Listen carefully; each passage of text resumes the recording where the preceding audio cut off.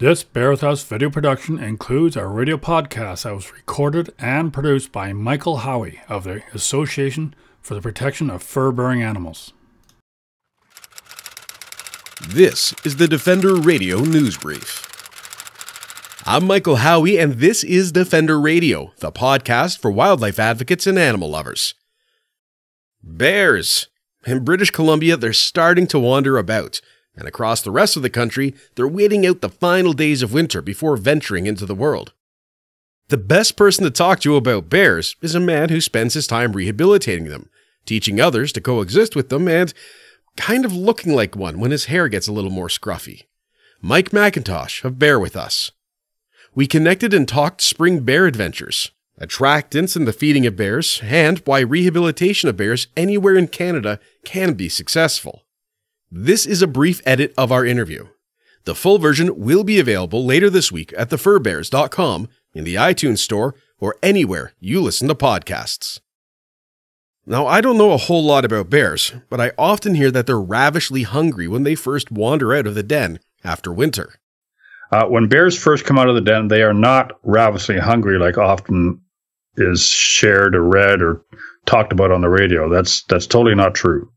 It takes them a while to build up that hunger and need for feed just because they're wandering around with nothing to eat and using up energy. So that doesn't mean they won't take advantage of a nice food source like sunflower seeds and a bird feeder. Whether it's alongside a highway in Alberta's beautiful parks, backyards of northern Ontario, or the forests of British Columbia, we often hear of people feeding bears. Is it really that bad if we give them an apple now and then? The general public shouldn't feed them. And the reason I say that is because if I like bears and I want to see them around, and if I give it an apple, if I do it often enough, that bear will associate the presence of a human being with maybe getting another apple. The problem is it may go out to somebody else hoping it'll get something to eat, and that somebody else may shoot it and kill it. So it should not be fed under any circumstances.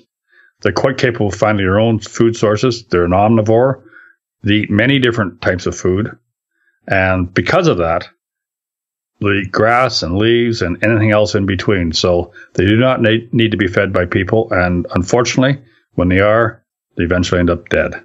Black bears are rehabbed in BC and Ontario, but some jurisdictions are saying they shouldn't be. What leads to successful rehabilitation for bears?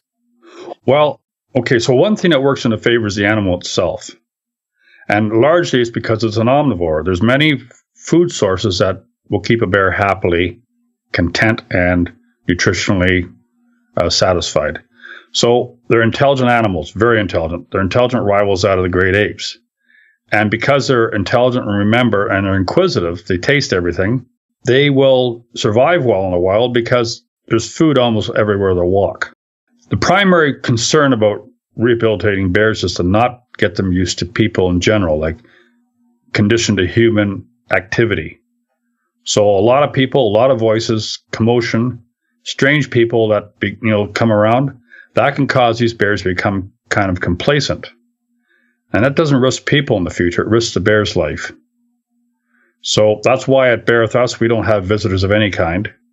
And only one maybe other volunteer other than myself. So the bears see very few different people. They don't get conditioned to human activity, vehicles, music, that kind of thing. They don't hear any of that. And there's 3 rehab centers in BC, as you mentioned.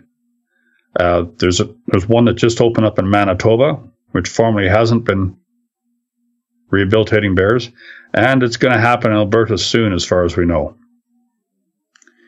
And there's a rehab center in Quebec, and one in New Brunswick, and that's about it.